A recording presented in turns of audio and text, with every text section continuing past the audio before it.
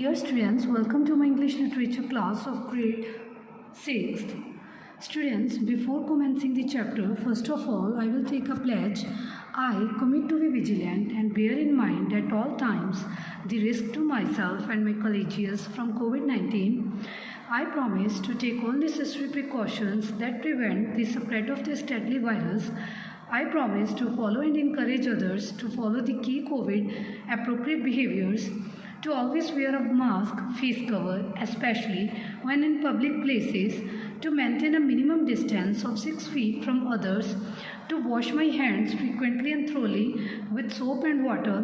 Together we will win this fight against COVID-19. Thank you. Students, let's start with the poem. Today, I will recite you this wonderful poem. In the last video, I have recited you the poem, The Duck and Kangaroo. Now, today, I will recite you the poem, A Trek Through the Himalayas. Students, come to the first paragraph. First of all, I will let you know that this poem is written by Srinjay Chakravarti. Let's start. This journey lasts for days and days. We trek up valley, hill and slope. We carry ourselves the hope to traverse strange, untrodden ways. We enter now a world of clouds. Along the way, we hear the call of mountain, wind and waterfall. The pallid mist is spreading shrouds. At last, we reach the final peak. The summit beckons us to come. The air is cold, our feet are numb. We climb to reach the place we seek. The path is steep and narrow there. It snakes its way. These stairs of stone now mark the route we make our own. The sunshine gilds and the lucid air. The peak is stark and bright as snow. We look where sky and earth have merged. From high above, our souls are perched. Forgotten lies the world below. Students, this poem is all about the Himalayas. Trek means, trek का मतलब क्या होता है? जब हम किसी long और difficult journey में जाते हैं. So this is all about the journey through the Himalayas. This poem is all related to the Himalayas. Come to the first stanza. First of all, I have recited you this poem. Now I will explain you according to the stanza wise.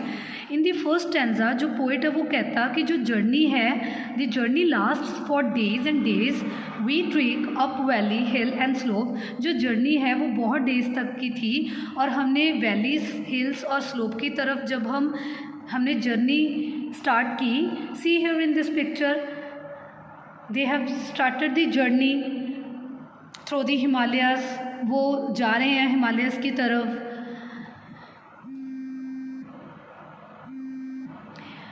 We carry ourselves the hope. हमने अपनी hope को साथ में लिया है. To traverse strange untrodden ways. Untrodden का मतलब क्या होता है? जब हम not having been walked on, जब हम उसके ऊपर वॉक नहीं कर पाते. ट्रेवर्स का मतलब क्या होता है? क्रॉस एरिया होता है लैंड और वाटर का. तो जब वहाँ पे हम वॉक नहीं उस एरिया में कर सकते.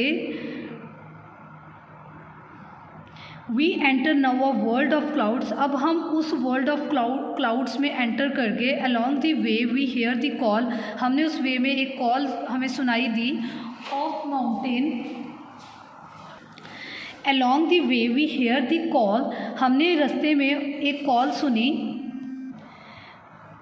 Of mountain, wind and waterfall. Mountain की और विंड की और वाटरफॉल की. The pallid mist is spreading श्रोड्स. जो मिस्ट थी, पैलेट का मतलब क्या होता है? जो कलरलेस मिस्ट थी वो स्प्रेड हो रही थी. श्राउड्स का मतलब जो कवर करती है किसी चीज़ को हाइड करने के लिए. उसने हाइड कर लिया था.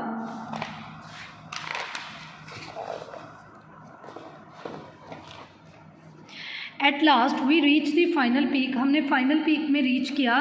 The summit beckons us to come. Beckons का मतलब क्या होता है, जो हमें सिग्नल देता है, उसने हमें सिग्नल दिया. The air is cold, our feet are numb, जो हवा थी वो ठंडी थी और हमारे फीट भी नंब हो रहे थे ठंड से. We climb to reach the place we seek, हम उस जगह पे पहुंच गए जो हमने सोची थी, जर्नी जो हमने सोची थी हम वहाँ तक पहुँच गए, हम रीच कर गए. The path is steep and narrow there, जो पाथ था वो बहुत स्टीप था और बहुत नैरो था. It snakes its ways, snakes क्या होता है, स्नेक्स इट्स वेज का मतलब क्या होता है, goes in long twisting curves. वो जो वे था वो बहुत उसमें कर्व्स थे, बहुत सारे कर्व्स थे. दी स्टेयर्स ऑफ स्टोन, और स्टोन भी थे. Now mark the route we make our own, हमने मार्क कर लिया जो हमने अपने बनाया था route. The sunshine gilds the lucid year, lucid का मतलब क्या होता है, क्लियर. जो सन था वो क्या था, सनशाइन क्या था, ग्लिट्स था. ग्लिट्स का मतलब क्या होता है, making something look bright and golden, वो बहुत गोल्डन था. और जो एयर थी वो बहुत क्लियर थी. The peak is stark and bright as snow, जो पीक थी वो बहुत स्टार्क थी. स्टार्क का मतलब क्या होता है, क्लियर दिख रही थी और बहुत ब्राइट थी जैसे स्नो होती है. We look where sky and earth have merge, हम देख रहे थे जहाँ पे स्काई और अर्थ मर्ज हो रहे हैं. फ्रॉम हाई अबव, ऊपर से. आवर सोल्स आर पर्ज, हमारे जो सोल्स थे वो बहुत प्यूरिफाइड थे. Forgotten lies the world below, जो नीचे वर्ल्ड था, जितने भी झूठ थे, झूठ चीज़ें थी, बुरी चीज़ें थी, सब हम लाइज को भूल गए. हम इतनी ऊंचाई के ऊपर थे, जो हमारे सोल थे वो प्यूरिफाई हो गए. हम जितनी भी वर्ल्ड की चीज़ें थी, बुरी चीज़ें थी, उन सबको फॉरगॉट कर गए, भूल गए. So students, I hope all of you have understood. Read this poem carefully and we will discuss this poem in the interaction class also. Thank you. Have a nice day.